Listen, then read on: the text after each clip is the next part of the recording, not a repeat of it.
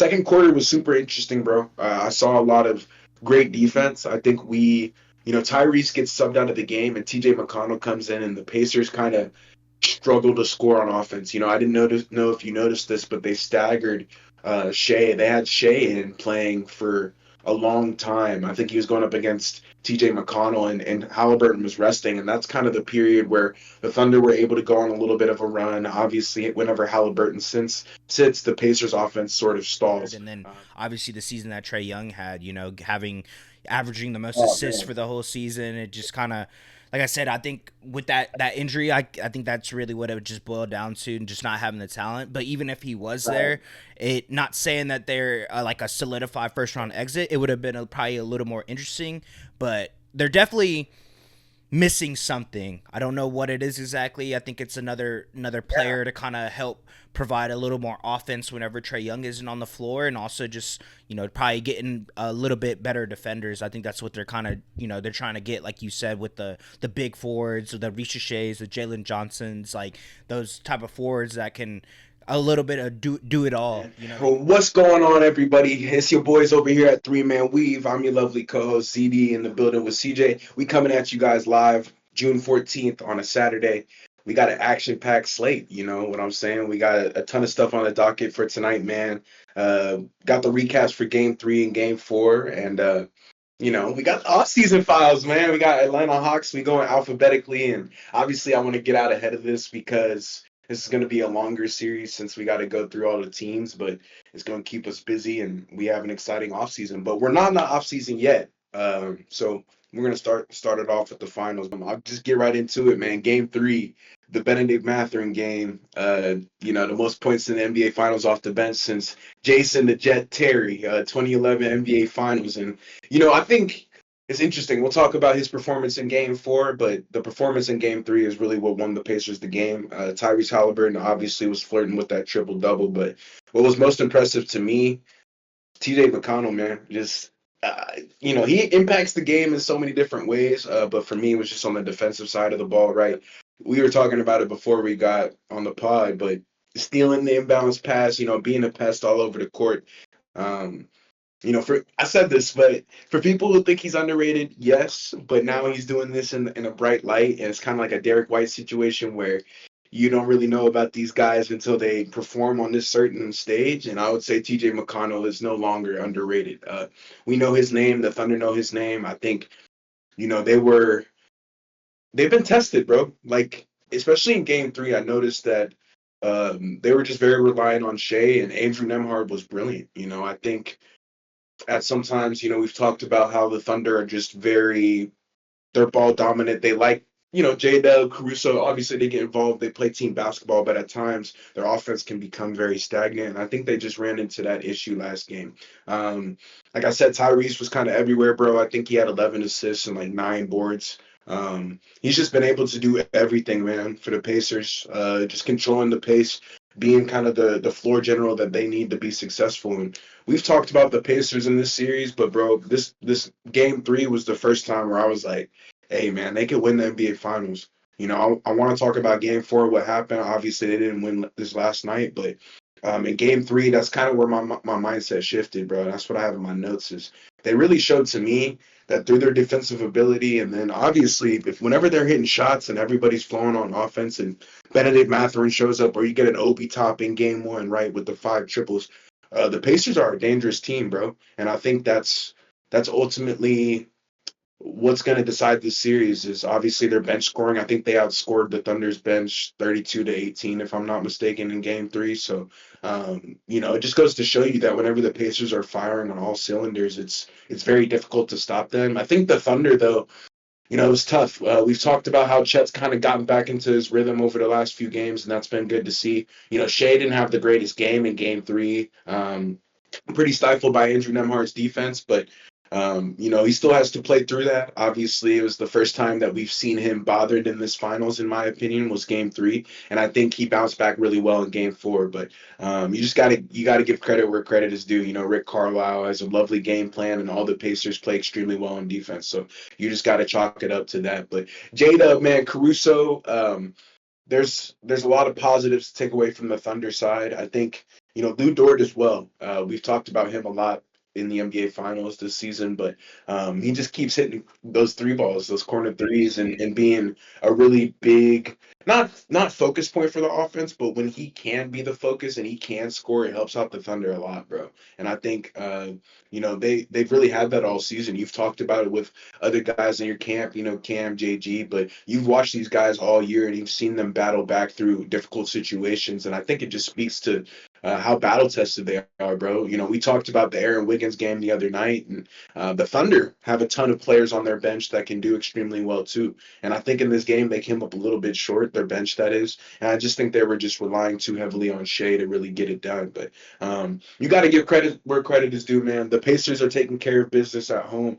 It was a very fast-paced game. It wasn't super duper crazy, wasn't super high scoring. I think it was like 116, 107. So, the Pacers got up there for sure. They definitely put up a lot of points, which is another thing I had in my notes is they can score, man, and they're doing it on the best defense that we've seen in the last decade. So, again, hats off to them. But yeah, it wasn't a super high scoring game. I think the defense has definitely turned it up a notch. You have something that Richard Jefferson brought up in game 4, but these guys don't like each other and they've gotten used to playing against each other over the last few games. And I just think the defensive intensity has really turned it up. But yeah, Benedict Mathurin showed out. Pacers bench showed out, like I said, 32-18. And the Thunder were just relying a little bit too heavily on their big three.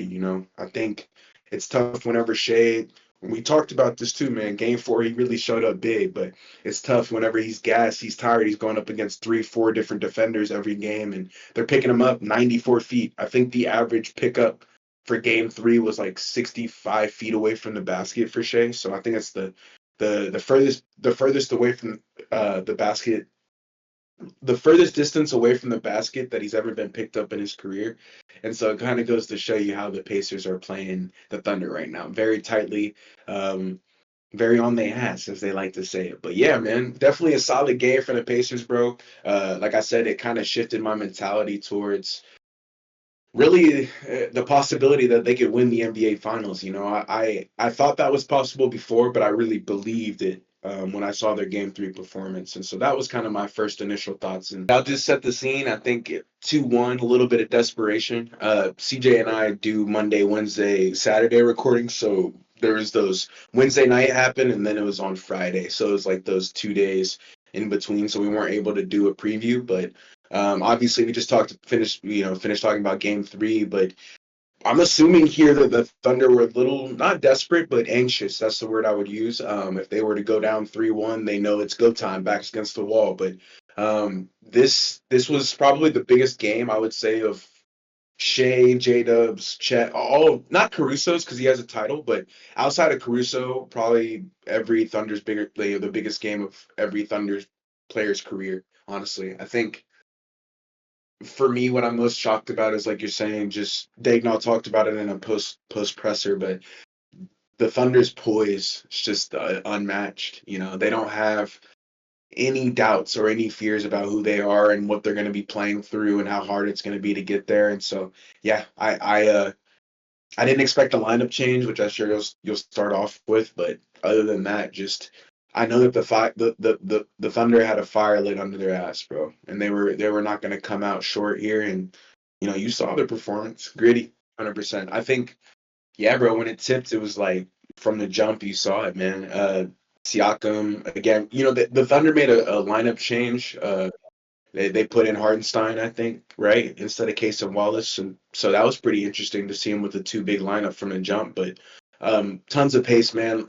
We talked about this in Game 3, but Tyrese is just unbelievable, bro. I think he hit that deep logo 3, kind of Doris Burke was saying. He kind of is feeling himself a little bit. The thing that makes Tyrese Halliburton so special, and I noticed this in the first quarter, is he's looking to get his teammates involved from the get-go.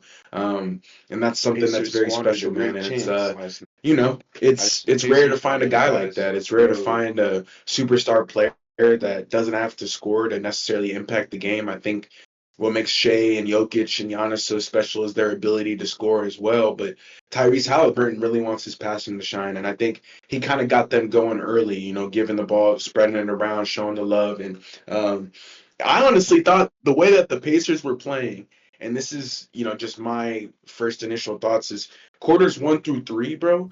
The Thunder were playing catch up. Like again, they were hanging around. We saw something that that we posted on Three Man. It was like Jada played really really well in the first half. I think that was what I had down in my notes as well. Doing the one-legged runners, getting people involved. For me, it was just his aggressiveness, bro. Like we've talked about this, but he just looks way more aggressive.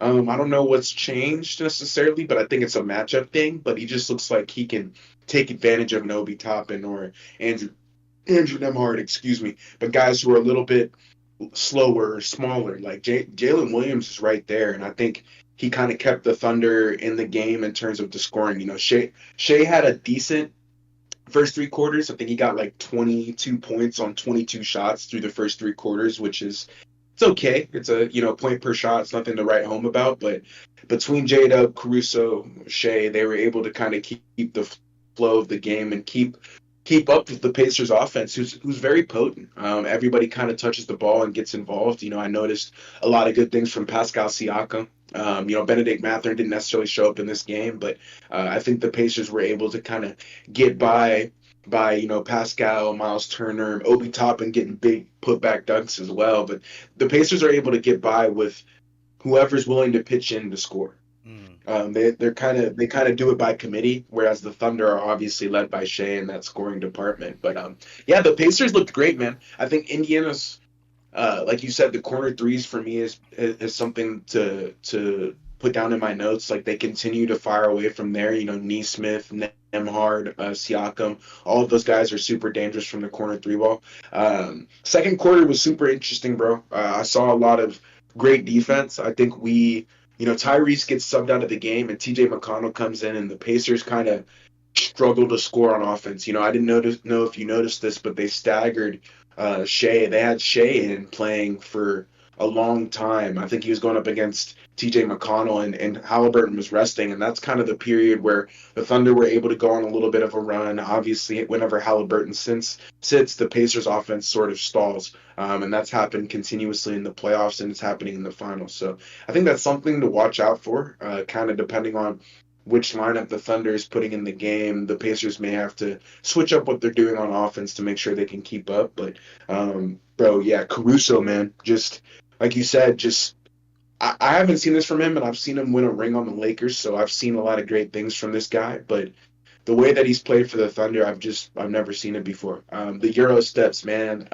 finishing around the lane, getting all the steals, getting his hands on basketballs. It's been a unbelievable thing to watch. I think he's probably the X factor for the Thunder, I would say, in the NBA Finals, without a doubt. Just somebody who's gotten 20-point games, gets at least 3 steals a game. Like, it's just Caruso's been unbelievable, just super invaluable to what they've done. And, I said it too earlier to you before we started recording, but Chet, I think, was kind of physically out of this game a little bit. I think he went down with a little injury in the third quarter, and I saw the clip of Shea was like, get up, bro, get up. Like, we need you. And it's kind of like, I just wanted to give my hats off to Chet, bro, because he's played through a lot of injuries. And a lot of guys, especially at his age, younger, they might make some excuses, if they've had a hip fracture or a Lisfranc injury to their foot. But he was in there, bro, still battling, still getting rebounds, ended up finishing with a pretty decent stat line. So I was very proud of Chet. I just think the Pacers in this game, man, really, really did really well throughout the 3 quarters. And then fourth quarter, they did okay, but they started to let go of the rope. And then the last 3 minutes, bro, I mean, this finish I would say this has been the best game of the series so far, just from a tug of war standpoint. I think both teams played extremely close in game 4, and ultimately it came down to the wire, bro. And this is, in my opinion, this is where the Pacers could have lost the NBA Finals. Right here, this game, last 3 minutes. They had all the momentum. They were up. They were leading by 10, I think it was, in the third quarter, 76-86. And they were going into the fourth quarter with a 10-point lead. They had an opportunity to go up 3-1 against the best team in the NBA, the best team that we've probably seen in the last decade, or really since the Warriors, but, Kevin Durant, Warriors, whatever. Right. To me, they lost it here. And the last 3 minutes, I don't know what it was, but the Pacers went cold, man. 0 of 8 from deep. I think they hit 1 or 2 shots. They missed 4 free throws. I know Benedict Mathurin missed 2 free throws. Shea ended up scoring, I think, what was it, the final 14 Yeah, I think it was points? 15 of our last 16 points. I think Lou Dort 15 of Lou Dort split free throws. So Yeah, Ludort split a pair, right, because he got fouled, and then everything else was Shea, Shea, bro. And yep. this is just the difference between the MVP and everyone else is whenever he's feeling like getting a bucket, there's really not much anybody else could do. We saw Neesmith, we saw Nemhard. Those two guys played brilliantly throughout this game. I think their defense is really what's taking me aback. But again, their offensive game, hitting those big threes, getting involved on the offensive side of the ball, it's a lot for the Pacers, man. And I think when I saw the post presser with Nemhard, I know he was disappointed in his performance to allow Shea to do that. I think Shea finished with like 35 points, and he had like 21 points going into or 20 points or something like that Mm-hmm. going into the fourth quarter. So it just kind of goes to show you how dominant he was in those last 4 minutes of the game, bro. I think he completely took over. He had that step back jumper on Nemhard that kind of sealed the game and really took the lead. That's what got the lead back for them. And ultimately, man, I think it just comes down to the Thunder's poise, bro. I think the Pacers were a little bit anxious as well. I think they were a little excited to be up 3-1 against the best team in the NBA. And I think whenever you start thinking ahead and you're not focused on the task at hand, games like this happen. I think the Pacers completely had it in the bag up until the last 3 or 4 minutes of this game. And it's a tough shift because ultimately this is going to hurt them for games to come. I think the momentum has swung in the Thunder's favor now. Just a massive performance by Shea down the stretch. And he's been doing this all season. Chet said it too. Like, not surprised, but impressed. Right. It's just, I'm not really surprised at the type of work that this dude's put in and the type of hours that he's been able to really create and achieve with his output, and it's just helped him become the player that he is. And so, yeah, I think Shea down the stretch is what won the Thunder this game, but I think the Pacers going cold, shooting 27, I think 28% from deep in this game. It's not enough, man. It's not enough, and ultimately it cost them. I think they've, a couple games ago, they didn't lead at all. I think they led for zero point 0.3 seconds, but over the last few games, they definitely played their way into the series, and I'd say it's pretty even right now. Mm-hmm. But this last game, bro, it was a big misstep, I think, in the Pacers' journey here if they want to win the NBA Finals. I think they needed to close that game out, and they weren't able to do so, bro. But all four quarters were super competitive. I think even when the Thunder were down, they never really seemed out of it, and I know that's what you'll talk about, just their poise, bro, and what they've been able to do all season. It really shows here. A lot of young teams just would fold in those situations, and the Thunder seem to thrive in them. Mm-hmm. Yeah. So to start off, I wasn't paying attention to the audio, so my mic wasn't even picking up this whole time prior to you Oh, talking. So they heard you, but they didn't hear me. So that was my apologies. Sorry, audience. So you might not have heard me probably for the first couple minutes. So I'm gonna cut that and just ZD would be talking. But I was able to catch it. That was my fault. My bad, Z. I was like, why isn't? Because like I have like the OBS up and it monitors all the it audios. It wasn't like wasn't. going It wasn't right. going, and I was like, Yeah. what the heck? So that's why I don't know if Uh, you noticed me looking like down, but fixed it. Sorry about that, y'all. Sorry, Z. That was my bad. That no, we're, you we're good. we're having to do a little bit of everything. We're having to talk and also look at the production. So my apologies, but kind of piggybacking off what you were saying, bro. Great game. Started off. I think they hit. I think they. What did they hit? They hit like five threes or something in the first quarter or something Yeah, like they had that. like Six, 5 or 6 six, something threes. like that. Yeah, they had they were knocking it down, bro. It's something, like I was talking about going into this game. Who are we going to be able to defend? Like I think you brought it up. Switched our starting lineup again. Went to the double big. There's moments where I remember I talked about this. There's moments where that double big lineup is looking good, but it's not having Hartenstein out there is great on the offensive side, but just the way that the Pacers match up with us and player for player with their starting five, it's hard for him to keep up with everyone, and especially with the type of defense we're kind of like focusing on Tyrese, whatever side he's on, and making sure whenever he drives, that he's not able to get just an easy layup or floater. So that leaves the corner three open, and it's hard for him to kind of, make up that space. So that, I think that's kind of why they were able to get off to this hot run, or hot start, and kind of lead in that first quarter. But like you said, I was super impressed with the way J-Dub was playing. I think that's kind of what I told you as well. When he's playing aggressive, and when he's trying to, he knows what he's wanting to do, not being hesitant, not being timid with the ball.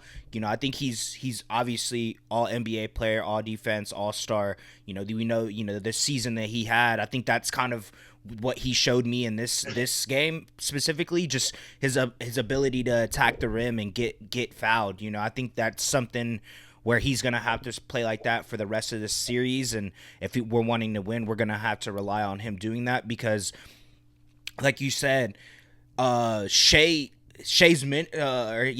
rotation was kind of switched up a little bit. He was out in the first quarter, I think, with like 4 minutes left, which I hadn't seen that all postseason, really all year. That he usually plays that whole first quarter.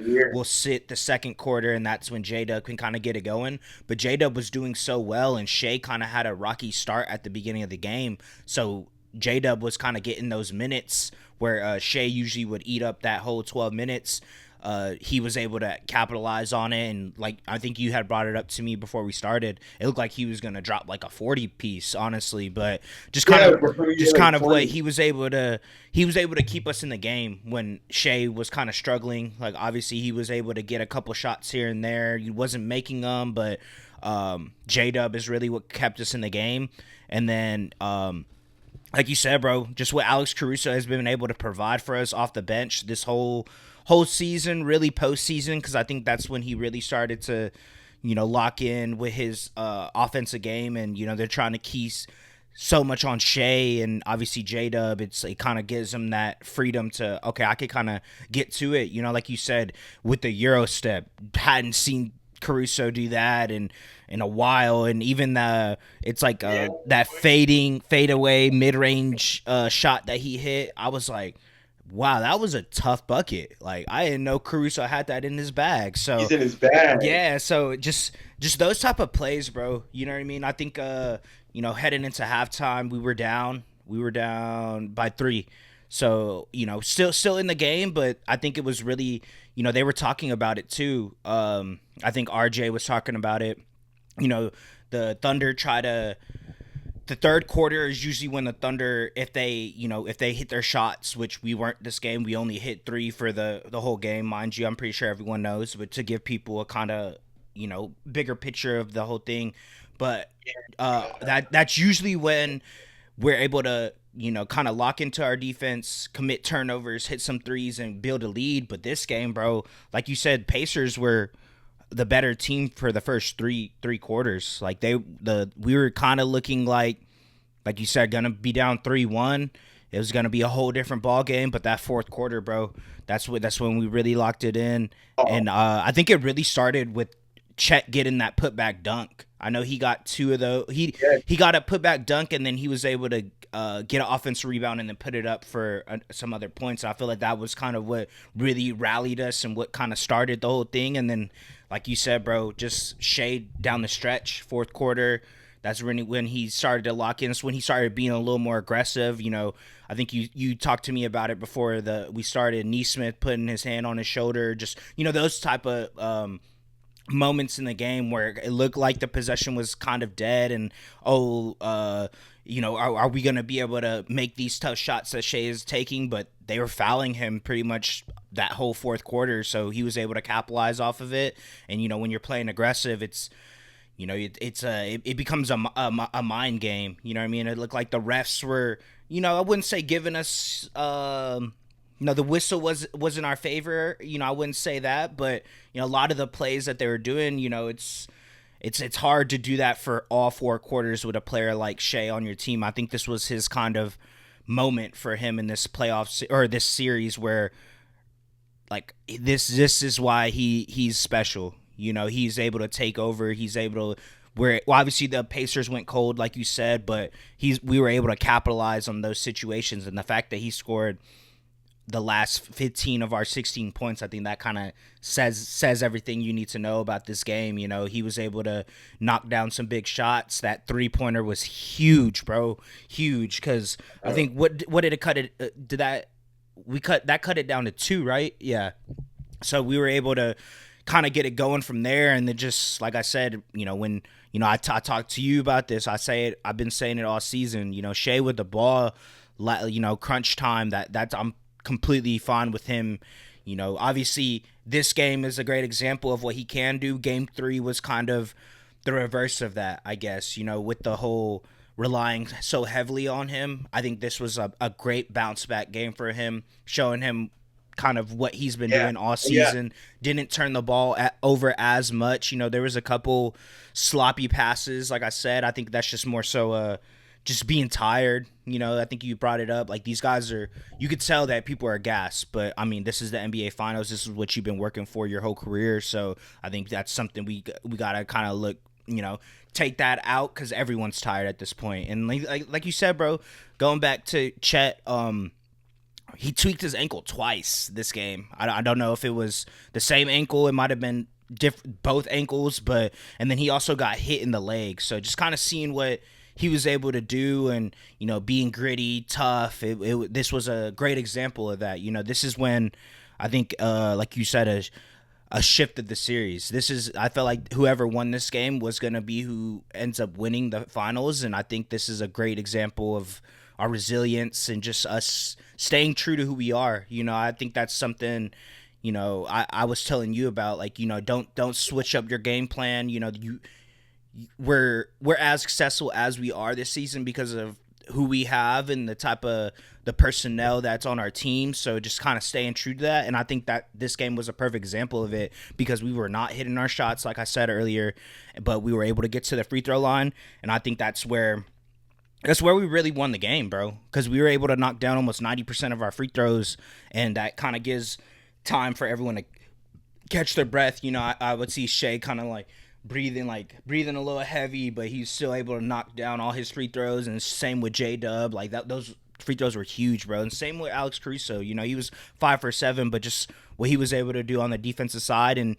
his moments when he's able to kind of score off of the dribble. You know, like I said, I hadn't really seen that all year. I've seen moments where he could do that, but, you know, doing it in the NBA Finals, it kind of just goes to show that, you know, what he's been for us, and, you know, what he provides for our team. So, yeah, dude, game 4, crazy game, bro. Yeah, it was definitely a nail biter, bro, because like I said, those first 3 quarters, it looked like the Pacers were going to be able to get this win, but fourth quarter held him to 17 points, which I feel like that's where the game has been won these past couple games. You know, fourth quarter scoring and defense for whoever ends up winning, it ends up being the deciding factor, because, you know, they've been pretty close for the most part, but I think we were down by 7, and then we ended up winning by 7, so that was a 14-point swing, and I want to say that was pretty much what it was for game 3 as well. I'm pretty sure we were leading by 6 or 7, something like that, and they ended up beating us by 9. So it was like a 14-point swing for these last 2 games in that fourth quarter. Sure. So I think that's, you know, kind of my thoughts and recap of this game. Shea, fourth quarter masterclass, but Caruso, what he was able to provide for us, and J-Dub. What was that quote? Because I'm pretty sure you know it. I think Candace Parker had said it. Do you remember what she said exactly? Oh, yeah. J-Dub started it. Caruso kept it going. Shea finished it, man. And unbelievable. It's pretty much. I mean, it's the same kids on the block, man. There's no new names here. You guys know the deal. Caruso's been showing out the last few weeks, but Shea and J-Dub have had seasons that we may never see again, and obviously Chet has been here and there too, man. So just unbelievable performance, bro. I think for me, like, it was just, I was like, wow, I think the Pacers might have lost the NBA Finals right there. Like, these games, these pendulum games that can swing a series are really big. Obviously, Game 5 is the biggest game of the series, like, no doubt. Right. Whoever gets 3 first will be that's a big deal. But yeah, I think the Thunder got Game 5, bro. Going back home, just with the momentum on their side. Again playing it at obviously in front of that home crowd, bro. I think they were the best home team this season, right? Yeah. Yeah, Yeah. if they get Game 5, bro. It's looking like they got it wrapped up, man. Like I don't know. I'm not gonna say it's wrapped up or nothing. You brought it up before we started recording, but you think this one is probably going 7? No, I agree, but I got the Thunder. I Yeah. think they're gonna take care of business next game too. I just think the Pacers are gonna struggle on the road. The role players just don't play as well, and they're gonna be wishing on another Benedict Mathurin game or a TJ McConnell. Like somebody's gonna have to perform well, bro. It can't be Pascal, Nembhard, Halliburton. Like it's got to be somebody else. So we're gonna see. Mm-hmm. Yeah, bro. Yeah, I have the same thinking as well. I think we're gonna be able to get this Game 5, but I think it's gonna go back to the field house, and I think that's the Pacers are gonna end up. Someone's gonna end up doing off their bench. Someone's gonna end up doing well. So I think it's gonna end up Oh going Game yeah. 7, but Game 5, bro. It's gonna be the biggest game. Obviously, this was the biggest game of our life or of our players' career, but this is also gonna be up there too because this is gonna be a huge deciding factor. If we could steal home court advantage away. This So one's bigger yeah, for sure. yeah. This next one's bigger. Just crazy that you having these types of games now in 2025. Like biggest game I've ever played in for sure. Game 5 NBA Finals 2025. Like the biggest game they've all ever played in. So super excited, man. But yeah, I'm ready to kick off this off season, bro. We got a great team to start talking about. Obviously, we're gonna do these alphabetically and just hopefully whenever we run over your team, man, you can see, what the off-season picture is going to look like for you guys. All these teams, unfortunately, are not in the finals. So obviously, that's why we're talking about them. But we still got to show love to the entire league, man. It's still 3-man with the sauce. So Mm-hmm. we coming at you guys live with the Atlanta Hawks off-season file, man. And I think what better way to start it off with their untouchable players, And I got a question for you, bro. You brought up a great question to me, but I want you to ask the audience, Yeah. and I'll respond. But is it you think Zachary Ricochet? You think the Hawks?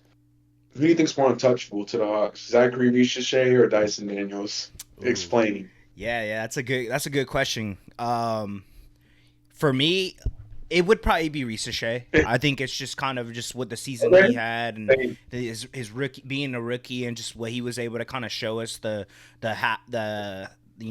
latter half of the season, just kind of his Oh yeah, yeah. improvement and Second half. everything, and just seeing his progression and what he was able to do on the offensive side of the ball. I think he's going to be a huge part of their future, obviously being the number 1 pick.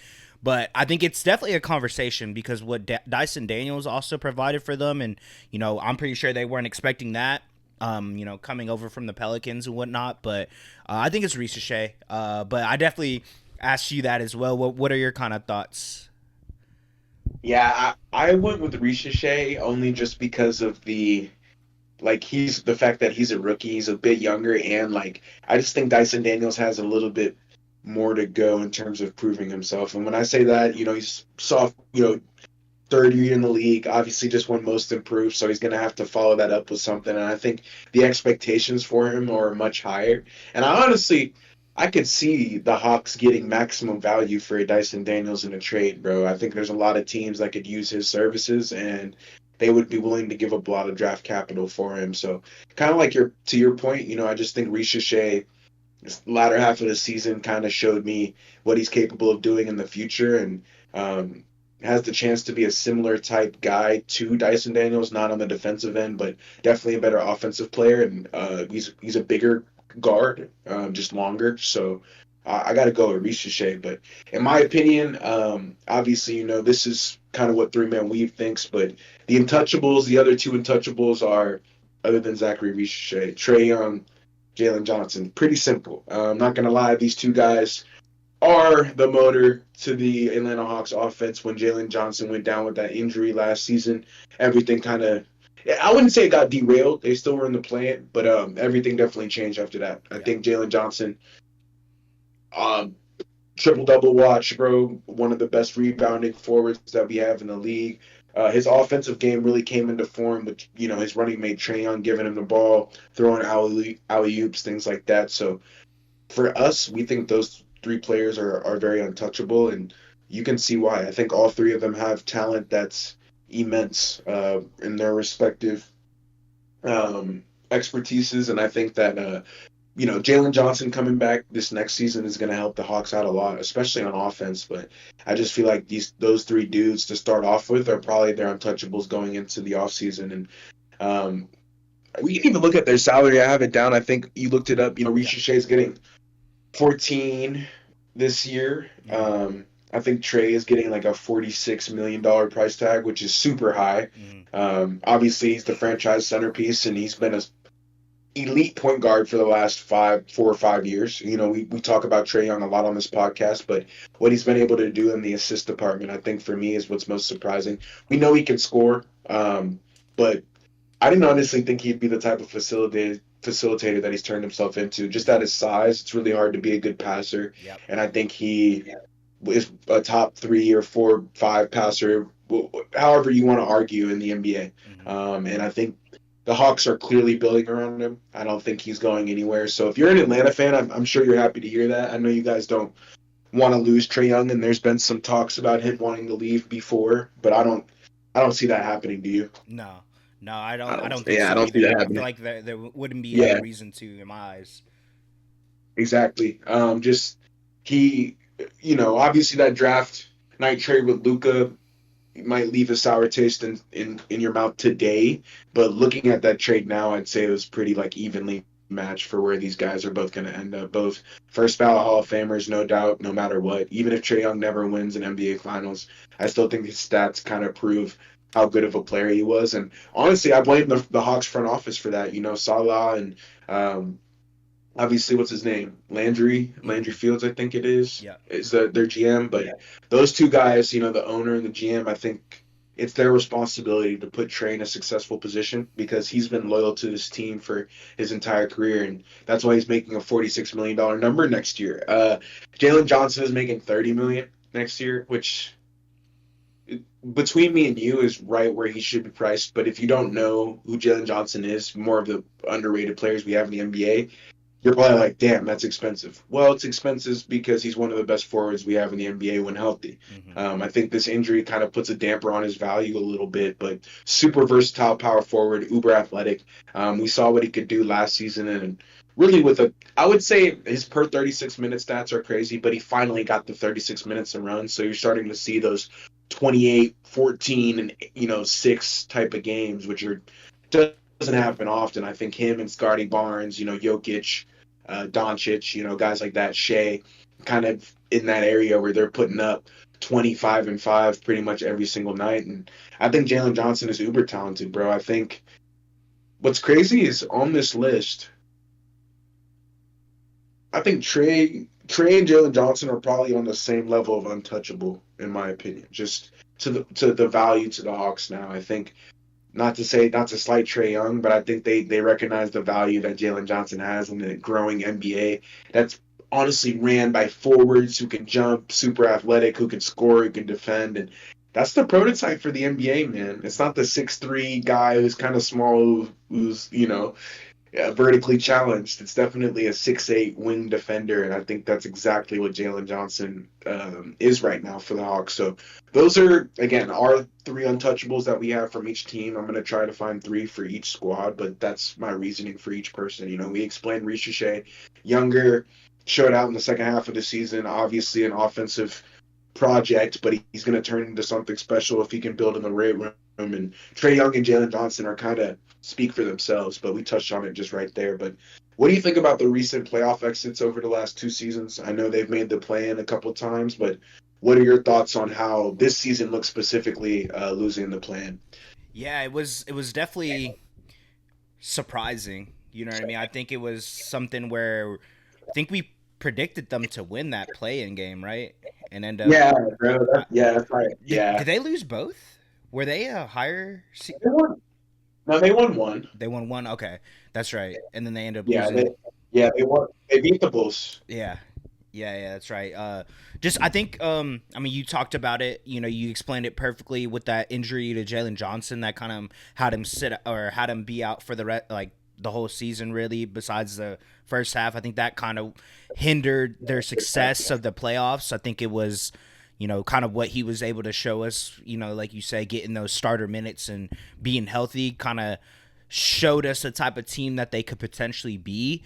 Just with him going down, it was such a hole in their offense specifically, but really just team in general, where it was going to be hard for them to, even if they made the playoffs. I don't think that first series would have Right. Their been first round exit. first round Yeah. exit Yeah. anyways.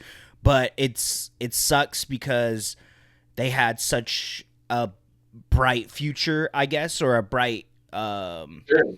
whatever the season was, it was looking bright for them at that time. And then just with that injury, bro, I think that's really where what it boiled down to. Because you know you got the season from Dyson Daniels that had all NBA, Oh man. all defender, you know, most improved. Conley too. Conwu did great in the playoffs or in those minutes whenever Jalen Johnson was injured, and then obviously the season that Trae Young had, you know, having averaging the most Oh assists man. for the whole season. It just kind of, like I said, I think with that injury, I think that's really what it would just boil down to, and just not having the talent. But even if he was Right. there, it not saying that they're like a solidified first round exit, it would have been probably a little more interesting.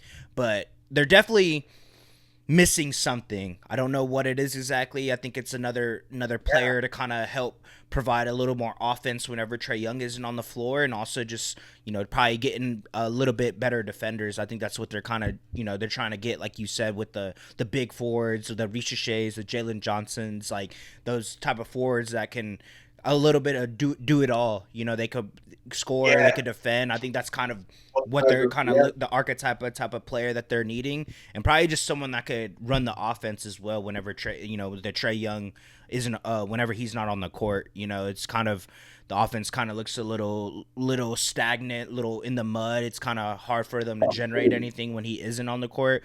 So I think that's kind of what they're missing. But yeah, just like you said, their playoff exits. It's, I wouldn't say it's like not surprised by it, but just when you have a player like Trae Young and the caliber type of, you know, what he provides for y'all, it you know, some people say like you're kind of wasting his prime and this and that. And I mean, I guess, but the thing with him and just what he can do for the team. I think it kind of speaks to him being that cornerstone for them, and they just need to figure out what else they need to provide around him so they can be successful. But you know, like you said, it's, or like I was saying earlier with their playoffs and stuff, it's not that surprising because, you know, they are a good team. I just don't think they're at that level to be competing in the playoffs every single year, because obviously they missed it this year, but they're right there pretty much. They're usually a play-in team. They can potentially get that seventh seed, maybe eighth seed, but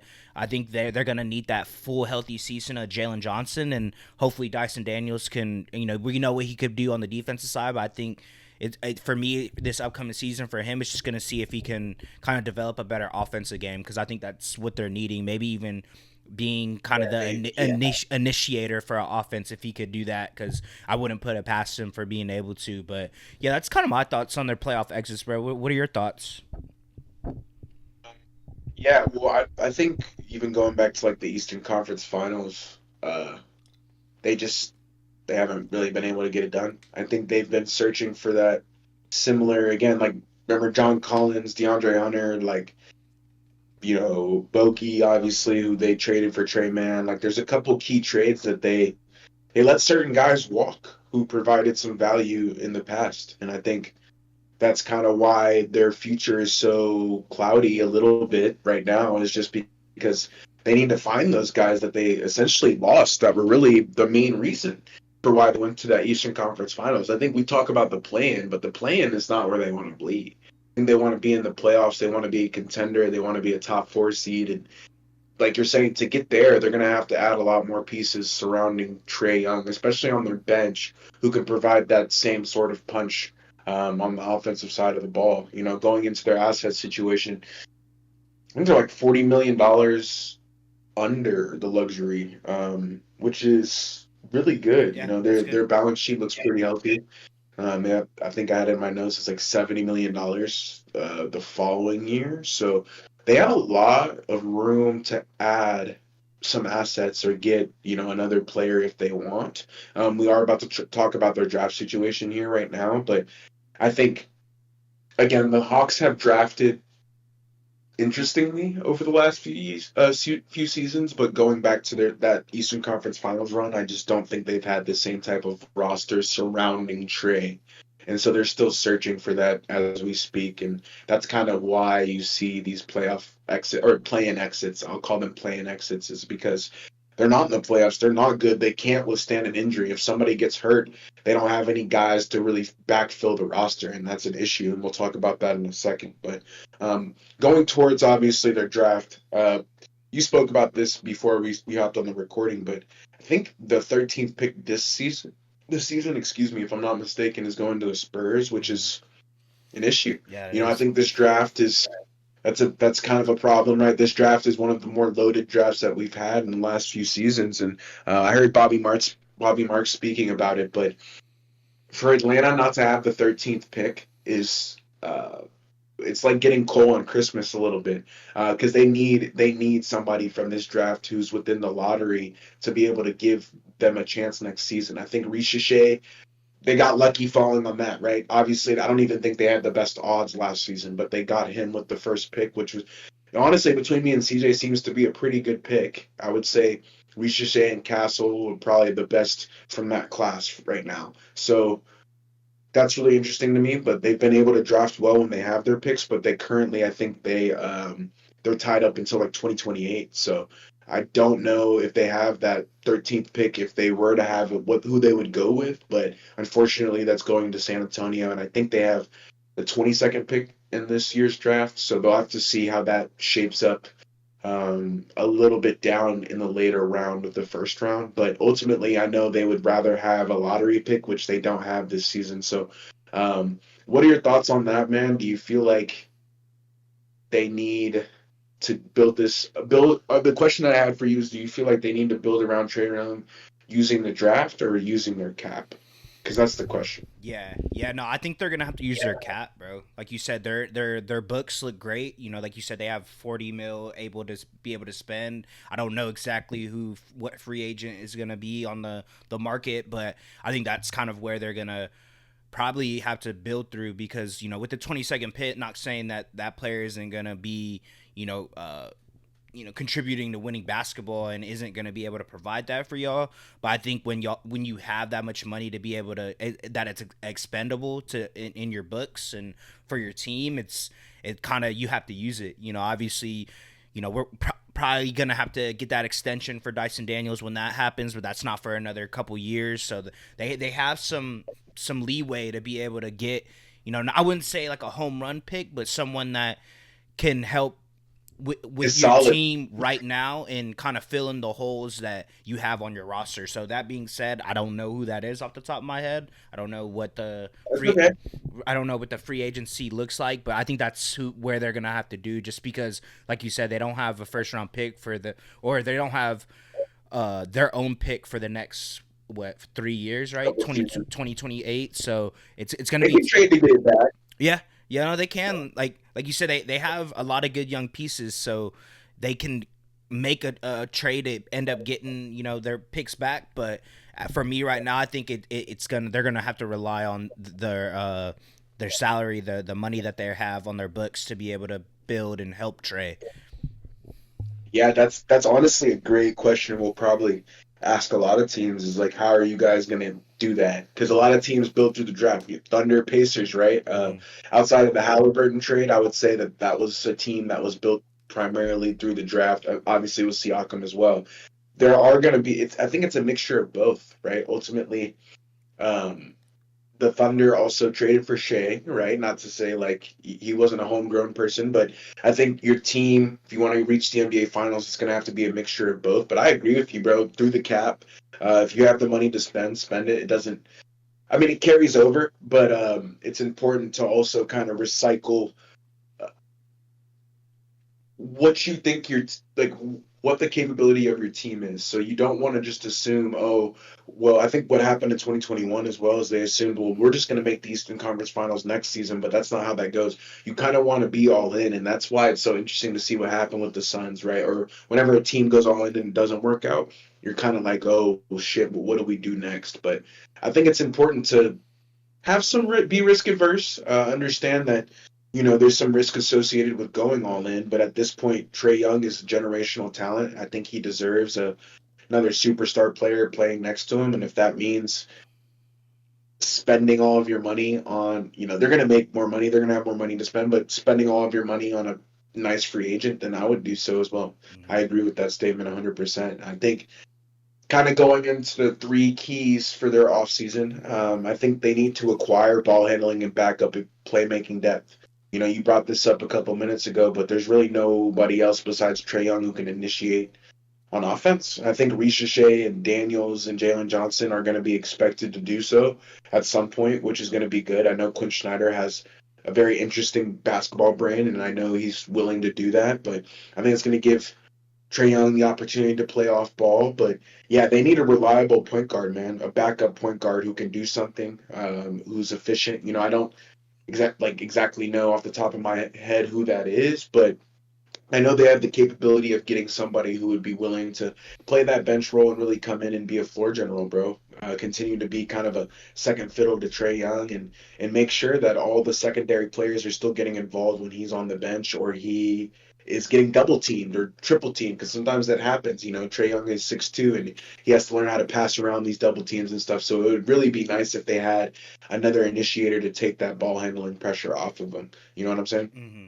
Yeah. What do you think? And then, I just looked it up. Sorry to interrupt you. What do you think about them getting Derek White? I think it could be good, but I don't know if that's who I'm looking for. I don't think Derek White is like an initiator. Mm-hmm. He's somebody who like comes in and adds to more of what they're doing. I think Derek Young fits really well with Trae Young, but I don't think it's like a need. Mm-hmm. I think I would rather go with somebody who plays Trae's position, Mm-hmm. just like a true point guard who can just come in and give us some offense when we need it. Mm-hmm. TJ McConnell would be awesome for the Hawks, bro. Right. Like that's an example of somebody who, if the Hawks had TJ McConnell, they'd probably be a lot better, just because whenever Trae Young goes on the bench, there's not a massive drop off in production, Mm-hmm. or at least in like the assist category and stuff. Right. Right. Getting Right. guys involved and everything like that. But yeah, no, that's a interesting Yeah, question. I just know he's gonna be on the market more than likely, and I know his contract. It's not looking too crazy. He's getting Within range. 28, 30, Yeah, 32, 34 for the next couple seasons. So I was like, if they have that space, I didn't know if that would. What your thoughts are on for him being an addition for them? 100%. No, I got you. I think going into the next key that I'd written down is, bro, they got to build a stronger bench. It kind of goes into the playmaking depth a little bit, but they don't have a ton of two-way guys that can provide value whenever their starters go to the bench. And I think that's what got them killed in the play-in. It's what's been hurting them the last couple seasons, honestly. Is like, yeah, I know you remember the Garrison Matthews, Clint Capella days.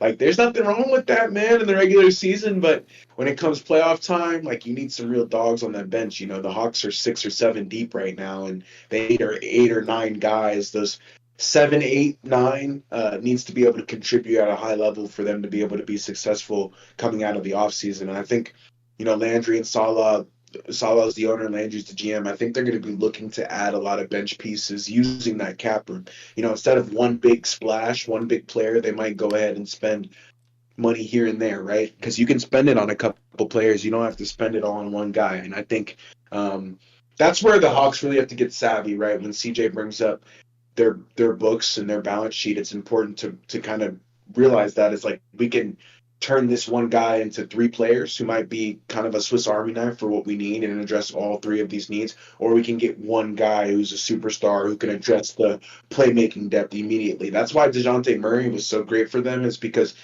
yeah, he did take away from Trae, but God damn it, he also took a lot on himself, because now Trae doesn't have to dribble the ball up. He doesn't have to initiate as much, and I think that helped the Hawks out a little bit. I just wish they figured out that roster, man. Yeah. How crazy is that, man? Yeah. Just they had somebody who was like that, and he no longer plays for them. So neither here nor there. I think adding a better bench is definitely going to help them succeed in the future. They've just been lacking that bench depth for really since 2021, bro, since they went to the finals. And like I said, DeAndre Hunter's on a different team. Bojan Bogdanovic. Bojan and DeAndre Hunter were two, they started for the Hawks, but they were definitely two guys that could come in and give them instant offense, and they no longer have that. So that was kind of my second key, bro. And then the last key for me is just, bro, it's going to be smoothing out their roster balance. I feel like they're very top heavy right now, so they just rely on three dudes to get the job done. Kind of all three of these keys kind of play into each other. But when you're building around somebody who's 6'2", Trae Young is vertically challenged. He's not 6'8". He's kind of like a Jalen Brunson in a sense where you have to get certain pieces around that guy to make him successful, because Trae Young can't just be successful with anybody. He needs a great big. That's obvious. I would say Capella can be replaced. He's not bad, but it would be nice to see Trae Young with a Wembanyama or somebody who's a generational center. I wonder how that would look, right? Imagine Trae Young and like Shaquille O'Neal or something. Like, come on. Right. That's a balanced roster. They don't have that. They have a lot of forwards, one heliocentric guard, and then some decent bigs around that. I think they need to structure their roster a certain way. So the Knicks built it around Jalen Brunson. They put a bunch of crazy forwards who are all long and athletic with a big who's competent, who can shoot threes and set screen and rolls, and they almost got to the NBA Finals. Yeah. And so I think they should take what the Knicks have done in their blueprint.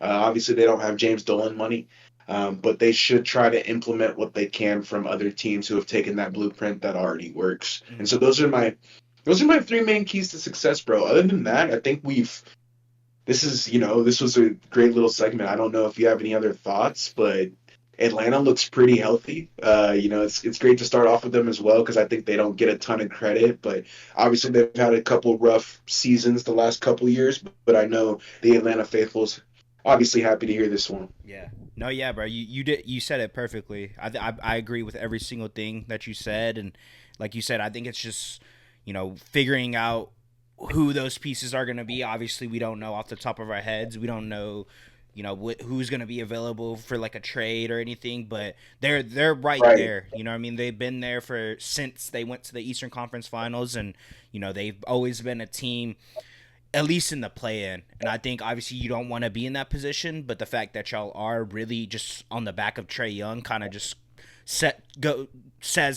it just kind of shows the greatness that he's been and he has provided for them. Just figuring out who's gonna got that far, figuring out who's gonna the missing pieces. I think like you said you said it perfectly, which is kind of the blueprint that the Knicks have built. They have a smaller guard in Jalen Brunson, and they just surrounded him with a whole bunch of forwards that are great on the defensive side of the ball. They have a great, one of the best offensive bigs in the league, and then they have a player in Josh Hart where he's just kind of a Swiss Army knife in a sense. He could do a little bit, get triple doubles for you. You know what I mean? Like, they're gonna have to probably build their team like that, because it was kind of they made it to the Eastern Conference Finals, so it was a recipe that for success, and I think that's just kind of where they're gonna have to build off of, just figuring out obviously who that is gonna be for them. But they're right there, bro. They have one of the best players in the league. Yeah. They have great young assets, and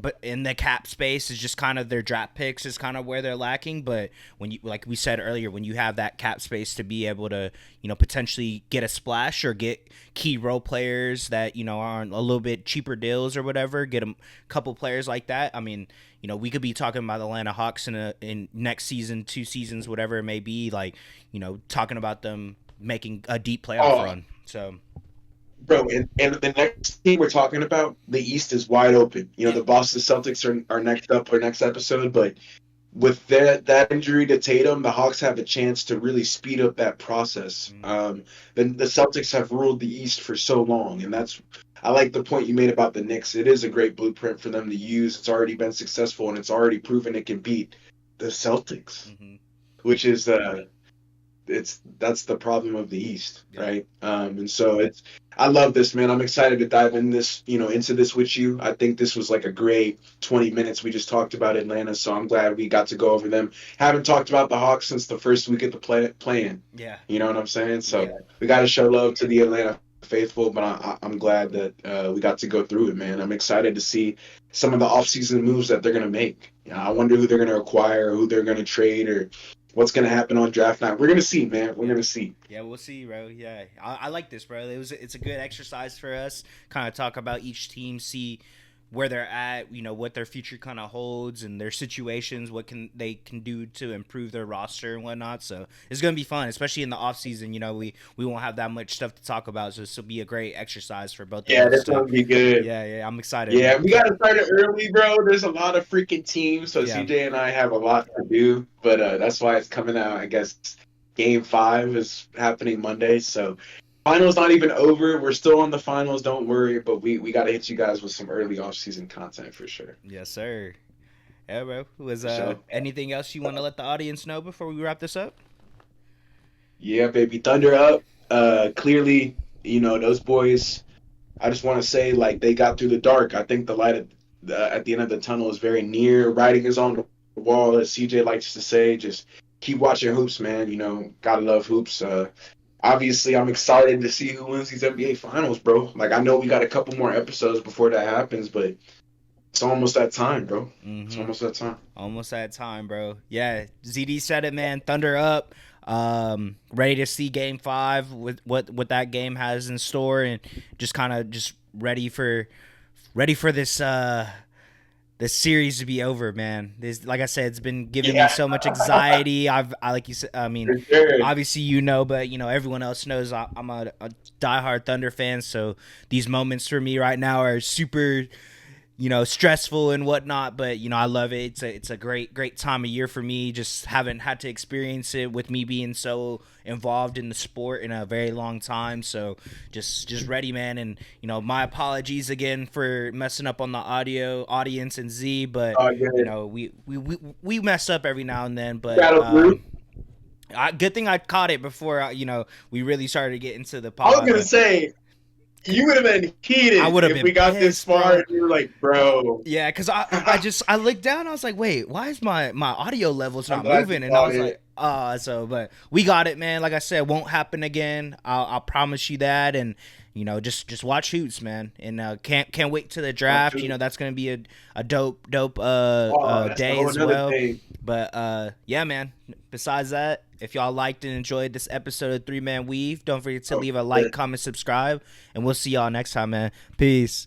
Thunder up, baby. Hey, 3-Man.